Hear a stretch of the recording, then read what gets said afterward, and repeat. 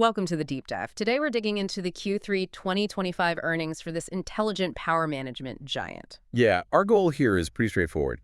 Figure out why record results led to a stock drop and what their guidance tells us about, well, the future, especially AI. Okay, let's get right into the numbers because the company really did deliver some records in Q3. It absolutely did. Adjusted earnings per share, the adjusted EPS, hit $3.07. And just quickly, adjusted EPS, it sort of cleans up the picture, right? Focuses on core operations. Exactly. It strips out those one-off things. And that $3.07, that's up 8% from last year's Q3. Pretty solid. And the sales numbers, also a record. Yep, $6.988 billion, call it basically $7 billion. That's up 10% year over year. And importantly, 7% of that was organic growth, from their existing businesses. Which is healthy. And the efficiency piece segment margins hit a record 25.0%. 25%. That's really strong for this kind of industry. And it wasn't just good. It beat their own forecast. Blew past the high end by 70 basis points. Operationally, that's a big win. It really is. Which brings us straight to that paradox you mentioned earlier. If everything looks so good internally, why did the stock tank 8.3% right after? Yeah, what happened there? It seems completely counterintuitive. Well, the market had its own ideas. It wasn't looking at the company's records. It was looking at analyst consensus estimates, and they missed. Okay, so break down the miss for us. How significant was it, really? Honestly, on paper, it looks tiny. Analysts wanted $7.07 billion in revenue. They delivered $6.99 billion. So about $80 million short on nearly $7 billion? Exactly. Proportionally small. But the other number was the GAAP EPS, the standard accounting figure. That came in at $2.60, and analysts were looking for about $7.14 more. So even a small miss on revenue and GAAP EPS Can trigger a big reaction when expectations are sky high. You miss consensus, the algorithms kick in, and, well, you saw the result, an 8% drop. Seems like a massive overreaction to the fundamentals we just discussed. But management didn't seem fazed. Not at all. They immediately came back and reaffirmed their full-year outlook. That's a strong signal. Right, they stuck to their guns. Full year 2025 adjusted EPS guidance still $11.97 to $12.17. And full-year organic growth still pegged at 8.5% to 9.5%. Sticking to that guidance after the miss suggests they're incredibly confident about what's coming down the pike. Which has to be based on more than just hope. It must be in the orders, the demand they're actually seeing. Absolutely. You have to look beyond the quarterly numbers and into the pipeline. The order books tell the real story here. So what are those underlying indicators showing? Overall health looks good. The total book-to-bill ratio is still positive, 1.1 for both electrical and aerospace. That's on a rolling 12-month view. And just remind us, a 1.1 book-to-bill means? It means for every dollar of product they shipped out the door, they booked $1.10 in 2 orders. Anything over 1.0 means the backlog is growing. So the waiting list is getting longer. Much longer. The electrical sector backlog is up 18% compared to last year. Aerospace is up 15%. That's not just next quarter's revenue. That's visibility stretching out, maybe years. Okay, let's zero in on the big engine here, Electrical Americas. That's the heart of the data center story, isn't it? It really is. Record sales there, too, $3.41 billion, up 15%. And get this, operating margins were 30.3%. 30% margin. Incredible. Oh. But here's the kicker, the real wow moment when you isolate the data center part of that segment. Okay. Data center orders within Electrical Americas.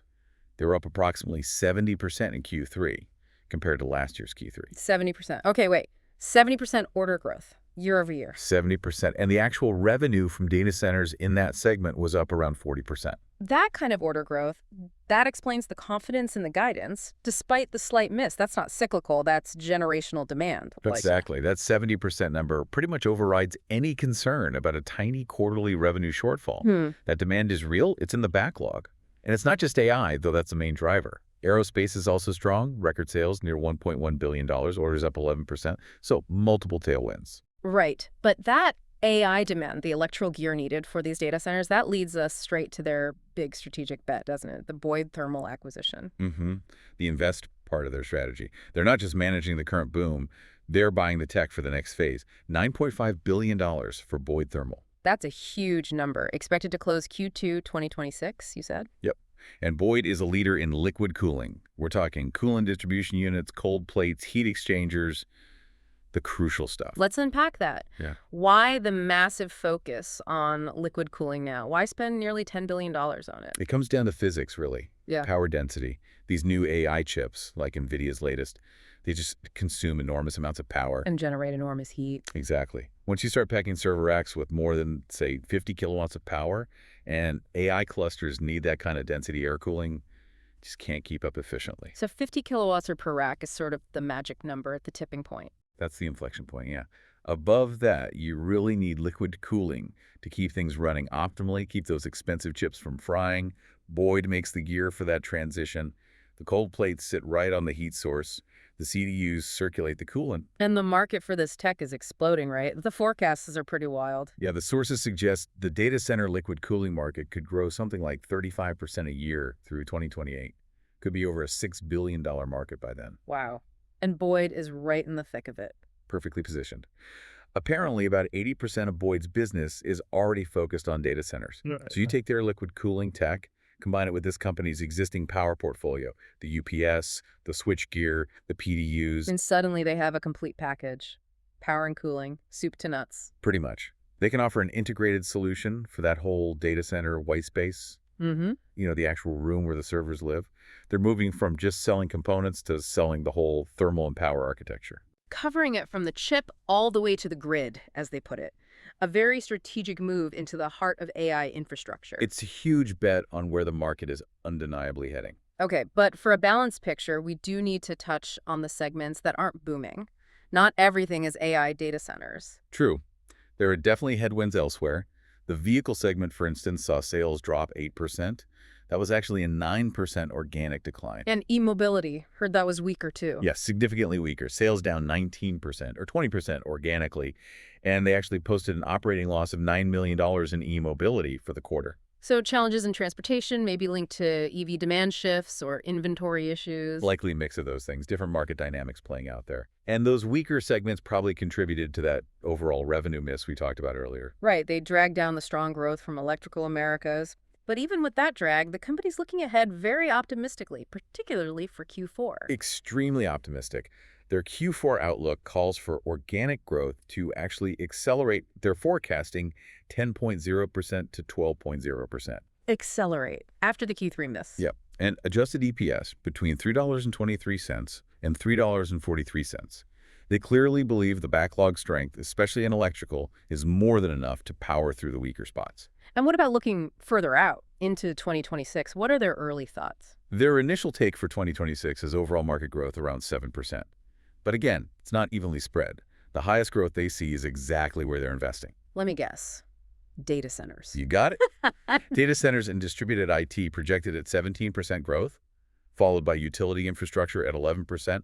It just reinforces the strategy focus on the big, long-term infrastructure builds. Okay, so let's pull this all together. We've got record operational performance, especially margins. We have absolutely explosive 70% order growth in the key Electrical Americas segment driven by AI. Right. Fundamentals looking very strong in the core growth engine.